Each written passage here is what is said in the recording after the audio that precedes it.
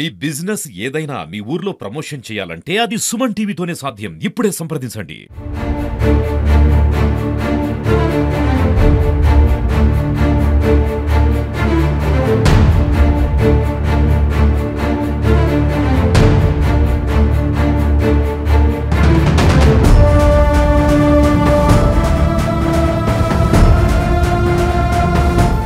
Welcome to Suman TV. తెలంగాణలో భారీ వర్షాల కారణంగా భారీ వర్షాలు వచ్చి వరద ఉధృతి వల్ల రావిరాల అనే గ్రామము కొట్టుకుపోవడం విషయం మీకు అందరికీ తెలిసిన విషయమే. అదే గ్రామంలో ప్రస్తుతం మనం ఉన్నాము.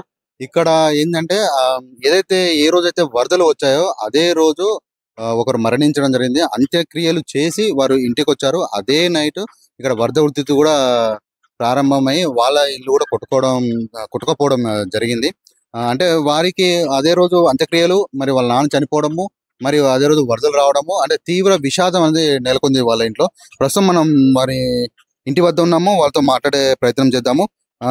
చెప్పండి, అసలు ఆ రోజు మీ నాన్నగారు ఎలా చనిపోయారు, అంటే దేనివల్ల కారణం వల్ల చనిపోయారు, ఆ పరిస్థితి ఇట్లా మరొక ముందుకే మళ్ళీ మరో విషాదం మీ ఇంట్లో, అంటే ఈ వరదల వల్ల ఎలా జరిగింది మీ నాన్నకు? అంటే మా డాడీకి లివర్ ప్రాబ్లం ఉంది ముందు నుంచే.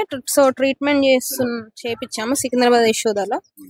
సో సడన్ గా హార్ట్ పల్స్ రేట్ పడిపోయి చనిపోయారు. ఆ రోజు 31st రోజు మార్నింగ్ 6 o'clock కి తీసుకొచ్చాము. ఈవినింగ్ వరకు క్రిమేషన్ అంతా అయిపోయింది. అంత్యక్రియలు చేసేసినాం 4-5 వరకు. వచ్చి పడుకున్నాము. అప్పటికే ఫుల్ వర్షాలు పడుతూనే ఉన్నాయి, కంటిన్యూషన్ గా ఫుల్ పడుతూనే ఉండే. సరేలే ఏదో అనుకొని పడుకున్నాము. నైట్ 11-11:30 వరకు ఇంట్లోకి వాటర్ వచ్చేసినాయి ఆటోమేటిక్ గా. చూసి మా మామయ్య వాళ్ళందరూ కింద పడుకున్నారు. మామయ్య వాటర్ అనగానే జస్ట్ ఒక 5 నిమిషాలు డోర్ ఓపెన్ చేసేసరికి మొత్తం ఫుల్ ప్రెషర్ తో లోపలికి వచ్చింది. అంటే ఎంత మేరకు హైట్ వరకు వచ్చాయి నీళ్లు? అంటే ఉన్నప్పుడు మాత్రం ఇక్కడ ప్రెషర్ తో వచ్చేసినాయి. ఈ హైట్ లో వచ్చాయి. ప్రెషర్ వచ్చి మా బెడ్స్ మొత్తము అన్ని ఫ్లోటింగ్ అయిపోయినాయి అనమాట అప్పటికే. సో ఫుల్ ప్రెషర్ అనమాట. మేమే వెనకాల పడిపోయిన సిచ్యువేషన్ వస్తే మా హస్బెండ్, పక్కన అంకుల్ వాళ్ళు. అప్పుడు ఎంత మంది ఉన్నారు ఇంట్లో? మేము అందరం అంటే 6గురం ఉన్నాం. 6. ఈ హైట్ తోనే వర్షం వచ్చింది, మొత్తం ఫ్లోటింగ్ లో ఉన్నాయి. మీ ఇంట్లో సామాన్లన్నీ బయట ఫ్లోట్ అవుతున్నాయి. మీరు బయటికి ఎలా వచ్చారు మరి? బయటికి మా హస్బెండ్ మమ్మల్ని ఎత్తుకొని, మా పక్కన అంకుల్ వాళ్ళు ఎత్తుకొని ఒకరు సేవ్ చేశారు మమ్మల్ని బయటికి. అంత వరదలో కూడా అంత ప్రభావం కూడా వాళ్ళు బయట తీసుకొచ్చారు. మరి ఎత్తుకొని కాపాడడానికి తీసుకొచ్చారు. అంత ప్రెషర్ వచ్చేసినాయి. మేము లేకపోతే కొట్టుకుపోయాము. ఆల్రెడీ మేము అది దూలం పట్టుకొని నిలబడ్డాము. అప్పటికి కూడా బెడ్ మీద నిలబడ్డా, ఆ బెడ్ కూడా ఫ్లోట్ అవుతుంది. అలా ఎంత నష్టం జరిగిందండి మీ ఇంట్లో? ఏమేమి జరిగాయి అసలు? ఎక్కడ ఏమేమి పోయాయి? మా వాషింగ్ మిషన్, ఫ్రిడ్జ్, టీవీ అన్ని ఇంట్లో సామాన్లు అన్ని ఖరాబ్ అయిపోయినాయి. డబ్బులు కూడా, గోల్డ్ కూడా జరిగింది. అమ్మమ్మ వాళ్ళు మా నాన్న కార్యక్రమాల కోసం అని మనీ తీసుకొచ్చారు 30,000. ఆ బ్యాగ్ కూడా కొట్టుకుపోయింది, గోల్డ్ కూడా. అయితే ఇక్కడ ఏదైతే వాళ్ళ నాన్న చనిపోయిన తర్వాత అదే అంత్యక్రియలు అయిపోయాయి. దాని తర్వాత చేయవలసిన కార్యక్రమాల కొరకు వాళ్ళ బంధువులు పైసలు తీసుకొచ్చారు.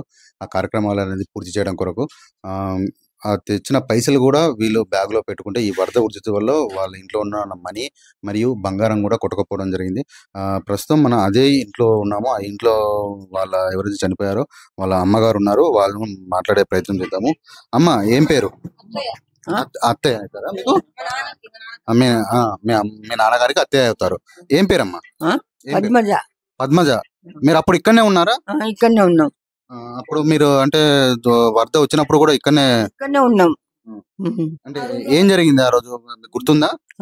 కూలిపోయింది అంతా, నీళ్లు వచ్చినాయి, ఇక్కడికి వచ్చినాయి నీళ్లు.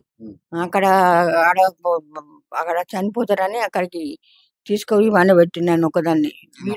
తీసుకెళ్లి తీసుకెళ్లి రాకుండా ఉండి 2 మనుషులు తీసుకుపోయి ఆడ ఉంచిన. వాళ్ళ ఇంట్లో కూడా నీళ్ళు వచ్చినాయి పండుకోకుండా. అంటే ఆ రోజు మీరు తీసుకెళ్లిన తర్వాత ఎక్కడ పడుకున్నారు? అక్కడ పండుకోలేదు, వాళ్ళకు కూడా నీళ్ళు వచ్చినాయి. ఇంత రావు, తడి బట్టలతోనే ఉన్నాం. తడి బట్టలతోనే అక్కడ ఎన్ని రోజులు? అంటే ఒక రోజు జరిగింది, తెల్లారి వరకు తగ్గిందా? కొద్దిగా తగ్గింది. 8:30, 9 అయింది. మరి ఇంట్లో వస్తువులు అన్ని పోయాయి, మీ ఉంచుకున్న బియ్యం కూడా అన్ని నానిపోయాయి. మరి తిన్నారమ్మా? ఎలా తిన్నారు? వండుకున్నారా? పక్కలోళ్ళు పెట్టిండ్రు. పక్కన బియ్యం లేక ఏది లేక ఆగంగా ఉన్నాం. మా అల్లు చనిపోయి అంత ఆగంగా ఉన్నాం. ఈ సామాను లేదు, ఏది లేదు, ఆగంగా ఉన్న వాళ్ళే చేసి పెట్టిండ్రు. ఇప్పటిదాకా. ఈ ఇంట్లో విషాదం మీద మళ్ళీ విషాదం అన్నమాట. వీళ్ళు చాలా విషాదంలో ఉన్నాక కూడా వరద ఉధృతి రావడము, మరో విషాదం తాకడము. ప్లస్ ఇక్కడ ఏంటంటే వాళ్ళ అల్లుడు చనిపోయిన తర్వాత ఇక్కడికి అంత్యక్రియలు తర్వాత చేయవలసిన పనుల కోసం ఇక్కడికి వచ్చి ఈమె ఇక్కడనే చిక్కుకోవడం జరిగింది.